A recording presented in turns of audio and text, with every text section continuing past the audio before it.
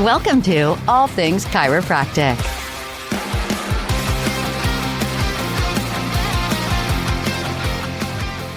Welcome to All Things Chiropractic. I'm Paul Andrews. And Dr. Mark Davini. Welcome all.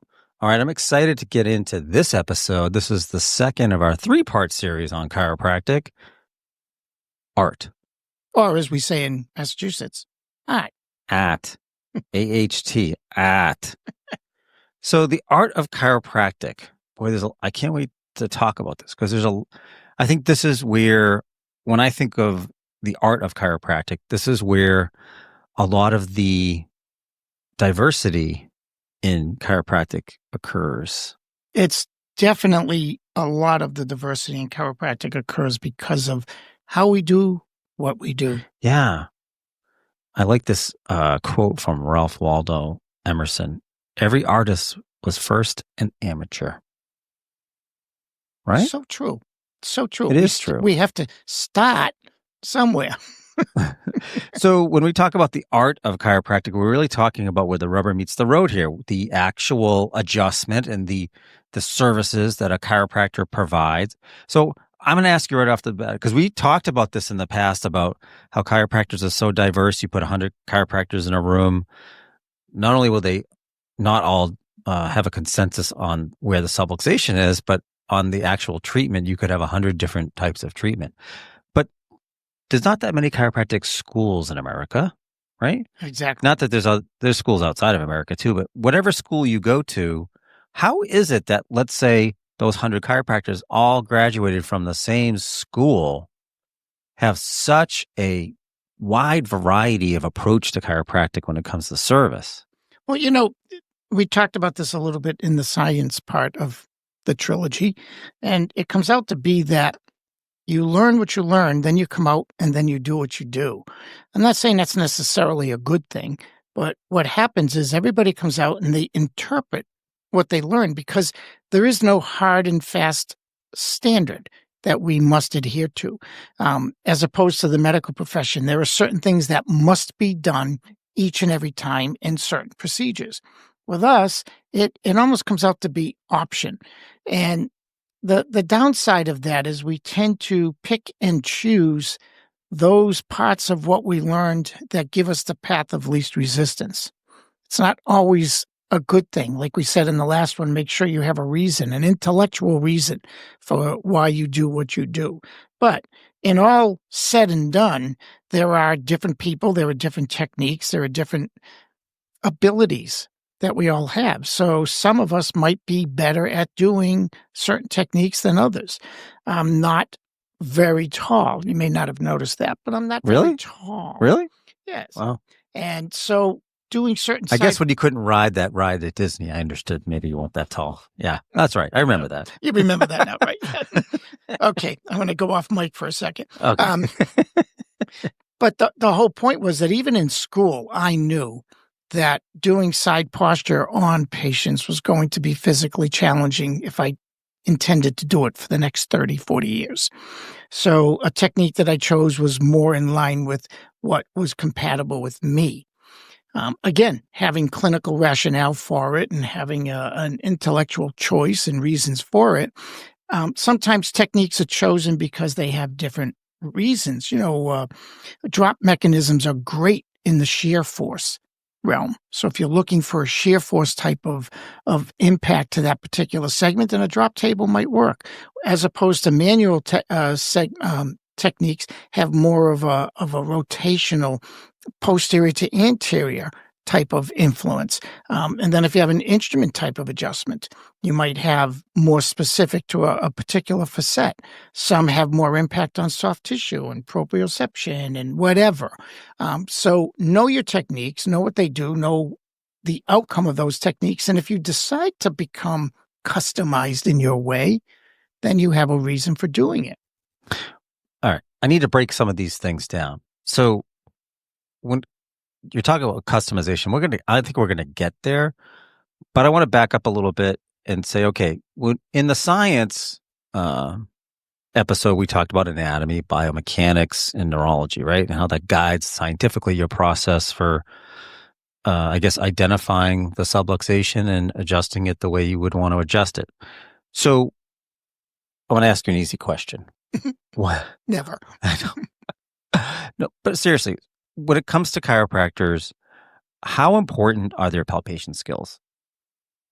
So again, you're talking to me. Am I? And Who else am I talking to in the Yeah, studio? There's and no one else here. No, and my background. Yeah. Exactly. So a lot of it depends on the school you go to. And a lot of it depends on the technique focus of that school, because some schools have different technique focuses. Like, say, for example, Logan. Logan College has a strong focus on Logan technique. But generally speaking, I just don't personally understand why a chiropractor wouldn't do anything and everything they could to advance their palpatory skills. It's what we do. Chiropractic means done by hand. But I mean, like, I can think of a technique, right? Activator method.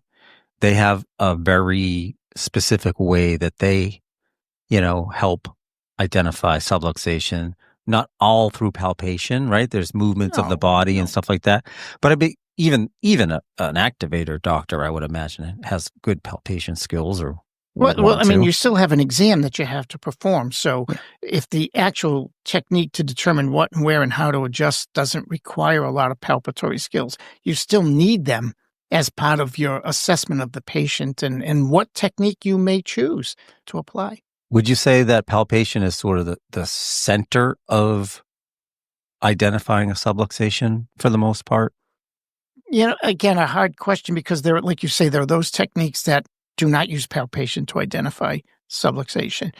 Depends on your technique. So, but I'd say there's more diversified chiropractors in the country than there are probably activator doctors. Right. So now you have to stand there and say, okay, my palpatory skills, what does that mean? Is it static?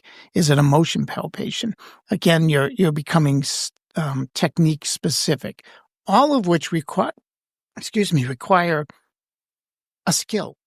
But let's pull back a little bit. Let's go a little higher and say, rather than palpatory, observational skills, right? Because you have to observe a subluxation in some way, whether it's one way or the other, through a particular method or touch. Would you say that the intuition to identify a subluxation is a real thing in doctors? No. Well, going back to the science? Well, I mean, you have to have a reason. And the reason. But that intuition could be observational, palpatory, but I'm saying. By itself, no. I mean, it can be another tool that's in the toolbox for sure. I do my palpatory, I do my static, my motion, maybe leg check, instrumentation checks or whatever. But sometimes there is experiential knowledge that comes in and says, something just isn't working here. Now we're definitely into the artsy side of things, because it isn't clearly defined A to B to C to D. You might have all those elements in place, but your intuition, which comes with time and experience for sure, may come into play. But by itself, would I say have the patient walk in the door and I do nothing else but try and feel what needs to be adjusted intuitively? No, I don't accept that. Can't wait for the emails on that. Okay, so do you think that there's a natural ability, or sort of like, I think of it in massage, right? So I went to school for massage. I taught in massage schools, and I could readily see fairly quickly who had a natural ability to massage versus not. Do you think chiropractic has the same type of? Oh, yeah. Yeah. Oh, yeah. I mean, there are good and bad in everything. And there are definitely those that can adjust better than others. If you're using a manual technique or an osseous technique, for sure. That is an absolute skill that needs to be developed. And there are many different ways to adjust manually. But just because I showed you how and I told you how doesn't mean you're going to be good at it. Because now we're getting into the art side of things, which is, the application of that skill and knowledge that you have. And some people are just flat out better at it than others. Do you think in the application or the art of chiropractic, that more than touch as a sense comes into play? Do you think the five senses or variation or collectively? Absolutely. The way that person walks in the door, the way they address you, how they sound, when you touch them, how they respond to your touch. All of these things tell you things. And some of those things may be nonverbal. There's no question. And again, the more experience and time you have, the more you're able to pick up on these nonverbal cues. But there's always information. And it's that information is what I'm saying that you have to draw in and look at posture or whatever. You take all that information and you put it together with some intuition, of course, and then you sort of apply your time and experience to that and make decisions. So I'm going to ask you the question then, because we're talking about really, we're honing in on the adjustment, right? As the art. I mean, so why is it so diverse, especially the further they get from school?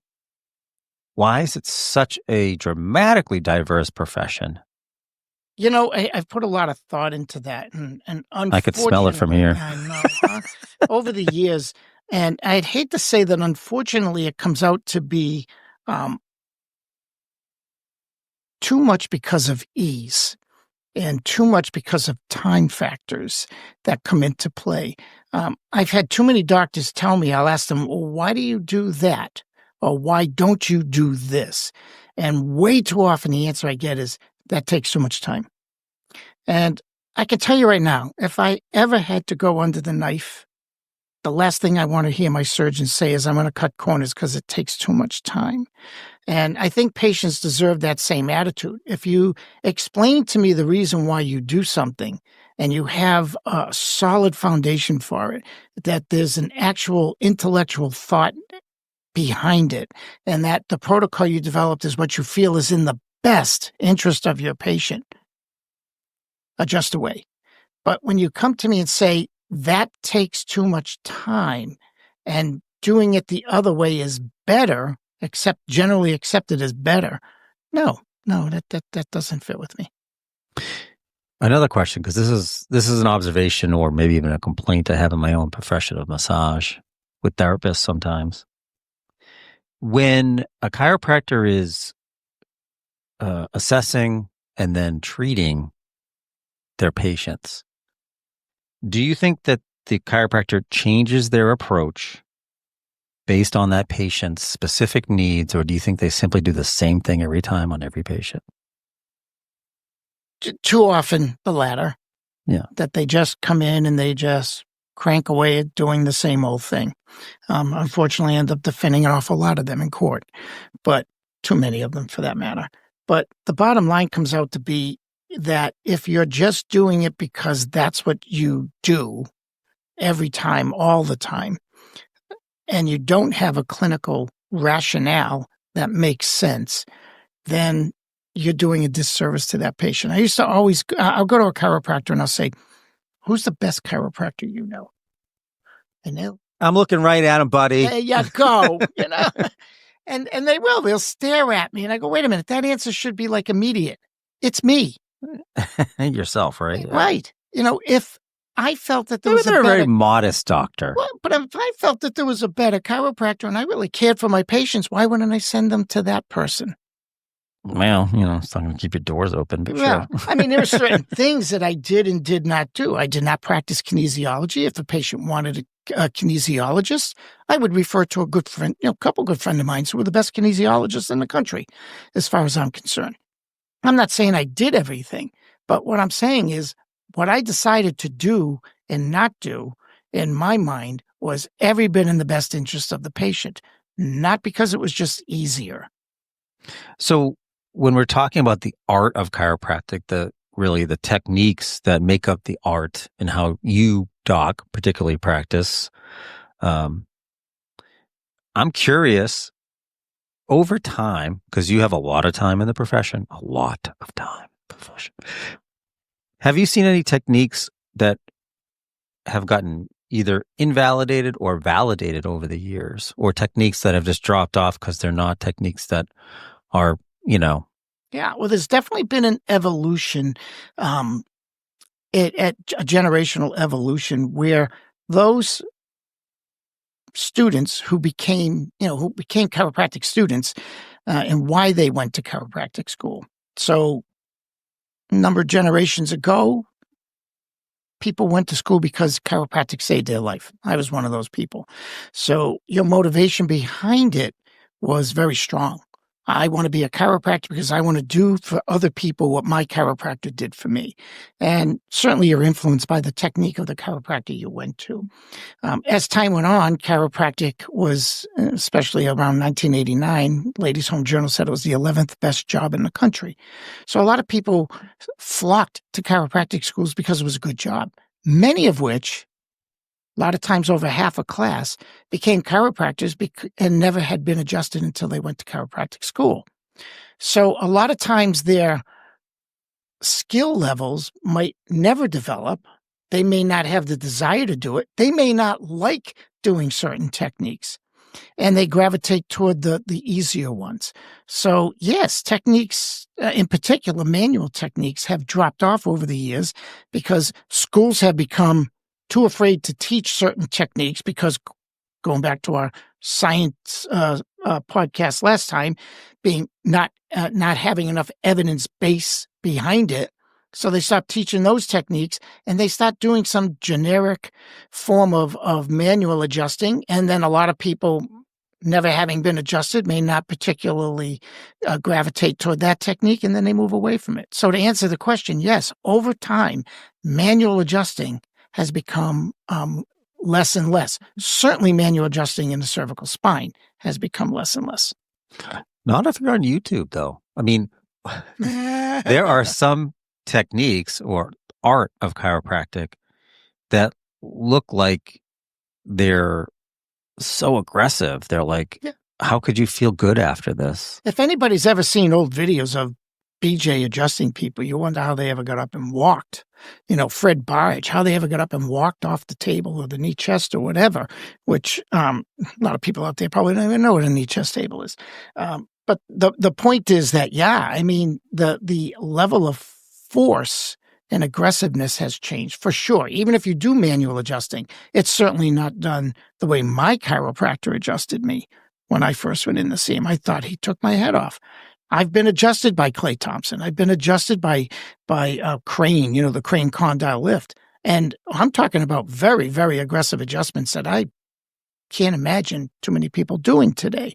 So it has evolved, and it's evolved to the point where they're not doing the manual adjustment. So the art of chiropractic now gravitates more toward their communication skills, their diagnostic skills, their doctoring skills, their sincerity. All of these things now become an important part of that office visit because the skill to perform the adjustment is not as needed as much as it was before. I did want to get into what you're talking about, I'll call it the human connection, because I think medicine fell well short of this in a lot, not all areas, but in a lot of areas. Beyond the technique part of it, beyond even being good at whatever technique you have, there is this communication, empathy, being present with the patient. Parker called it that present time consciousness, right? The PTC. How much of the art of chiropractic is, do you think that contributes?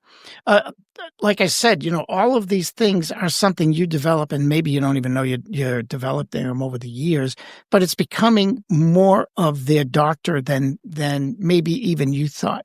When you start talking to your patients and they tell you how much they rely on you, how much they need you, how much you make their life better because you've given them something that they couldn't get somewhere else.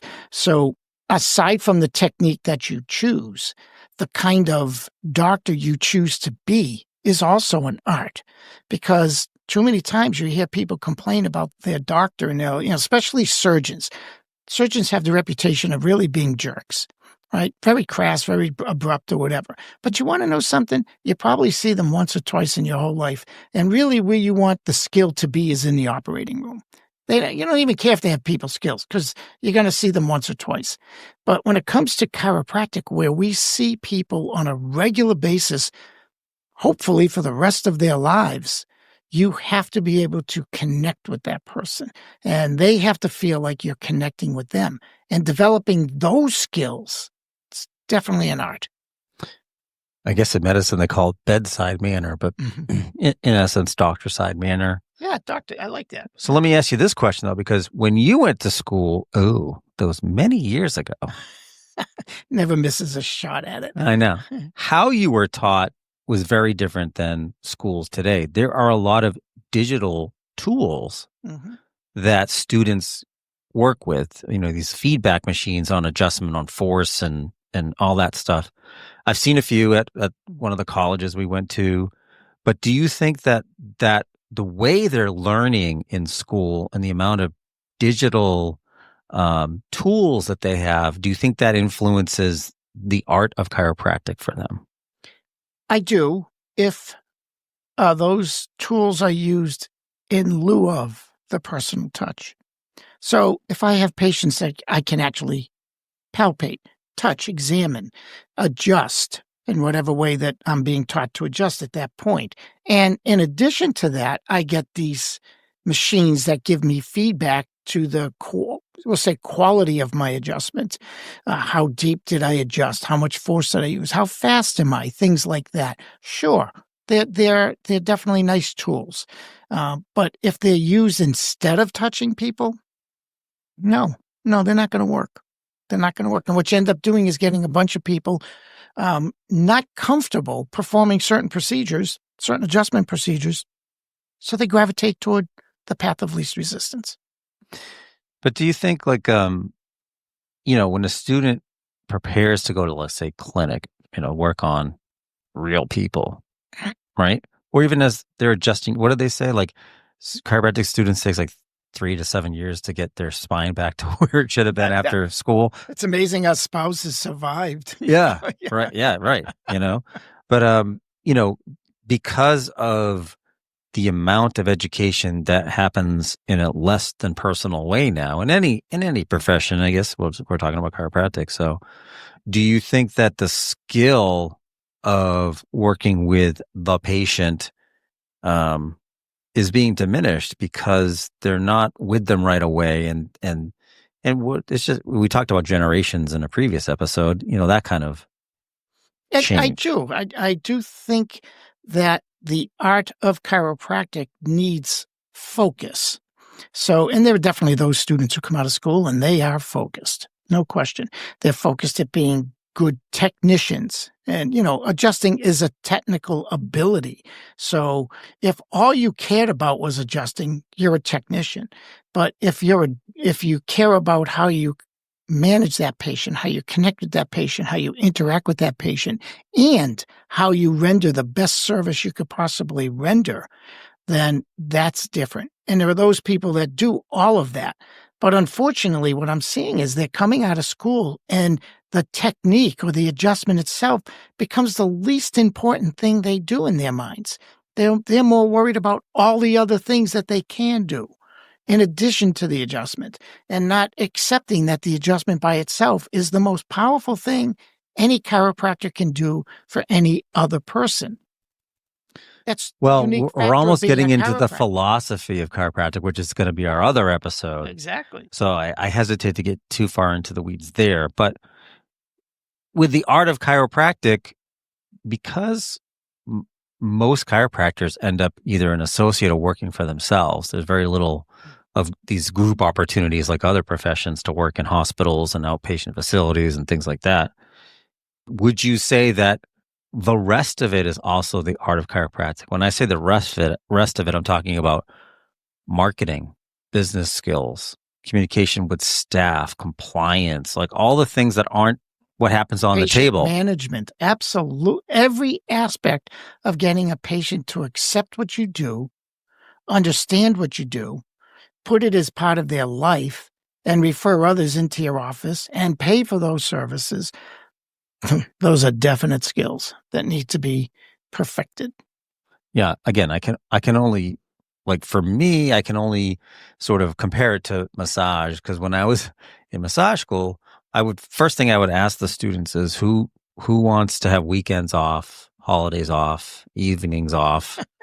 And the ones that raised their hand, I said, what are you doing here? Like, Exactly. when do you want to get a massage? It's not at 10 o'clock in the morning on a middle of the week, right? I mean, so with chiropractors, the things that I see as challenges for them in the art of chiropractic isn't necessarily what happens on the table, because it should be like, to me, it's a given. You come out of school as, as Emerson said, you're going to be an amateur before you're good at it, right?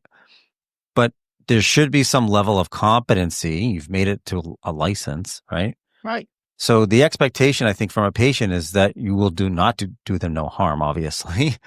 But I think what gets refined in the art of chiropractic is the things you talked about, the communication with the patients, how you approach things.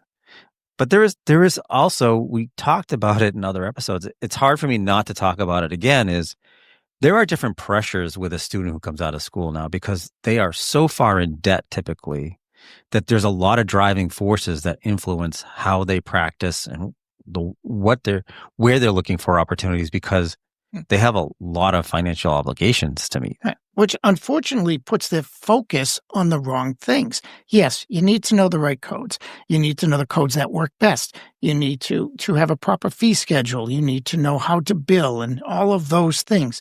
But what you need to know more than anything is how to be good at what you do. There's a quote attributed to Walter Payton. It says, when you're good at something, you'll tell everyone. When you're great at something, they'll tell you.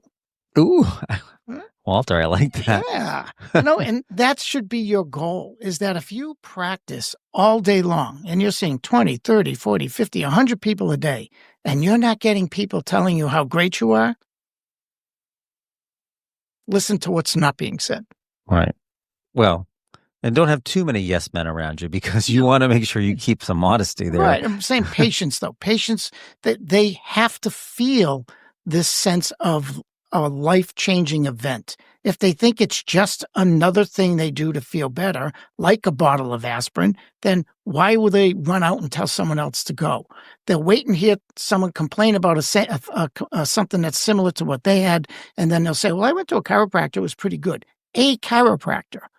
Now, that's not terrible, but it should be, you have to see my chiropractor, and it has to be something that they say to them, even to say to people even before they have a symptom.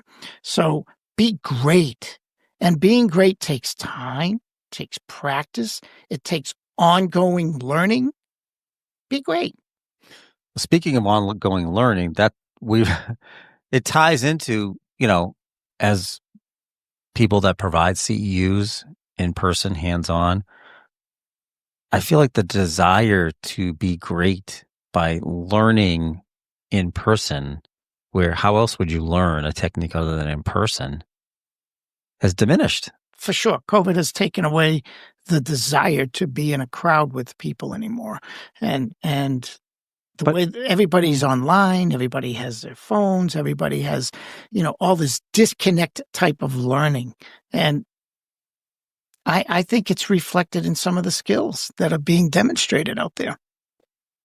Yeah, but still, I mean, it's hard to blame everything on a pandemic at this point, because you went to school, you did learn hands-on, in person, in classrooms, in clinics. Yeah.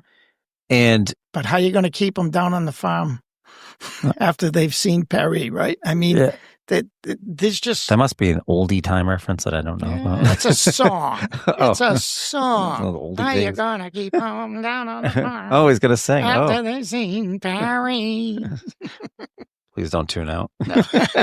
But my whole point is that if they focus on making people better, and if you focus on making yourself better, if the schools focus on making you better and you focus on yourself and make yourself better, then everything else falls into place. But don't look for that miracle anything other than just being great at what you do. The rest of it falls in place, even today. Right. Well, I mean, that's part of the challenge, because in my opinion, if if reimbursement for the chiropractic adjustment was a lot more robust, a lot of this would come into play a lot easier because be focusing in on the one thing that is the reason you went to school. Right. I mean, a lot of us remember the days there wasn't any insurance coverage, which meant that everybody came into your office, they paid cash. And that was the expectation. So since insurance is never going to give us what we want, we have to change the expectation. And the expectation is that they're going to come in and get something worth way more than whatever their patient portion will end up being. So at the end of the day, I guess it's less about being like every other chiropractor because there's so much diversity in the art of chiropractic. It's about being the best at the craft you've chosen to be in. Exactly. Every master painter out there didn't copy other painters. They were who they were, and they became a master at their own art. And that's what we're saying. Become a master at your own art. Let people know that what you do is better than what anybody else out there does, no matter what their titles are. Love it. And then next time, we're going to tie in philosophy into all this. Art really brings the science and philosophy together in motion, but, in practicalities. But we're going to talk, this will be interesting, especially with an old timer like you. We're talking about philosophy. Yeah. Hey, I sang to you. I know. Impersonations. What more do you want? I know. What more do we want? I know. Really. We want to end it. Okay, so time to go. Thanks for joining us for another episode of All Things Chiropractic. I'm Paul Andrews. Dr. Mark Davini, thank you all. Thanks for listening to All Things Chiropractic. We'd love to hear from you. Visit allthingschiropractic.com with comments, episode ideas, or questions. Or connect with us on Facebook and Instagram at All Things Chiropractic Podcast. Be sure to join Dr. Mark Davini and Paul Andrews next time for another episode of All Things Chiropractic.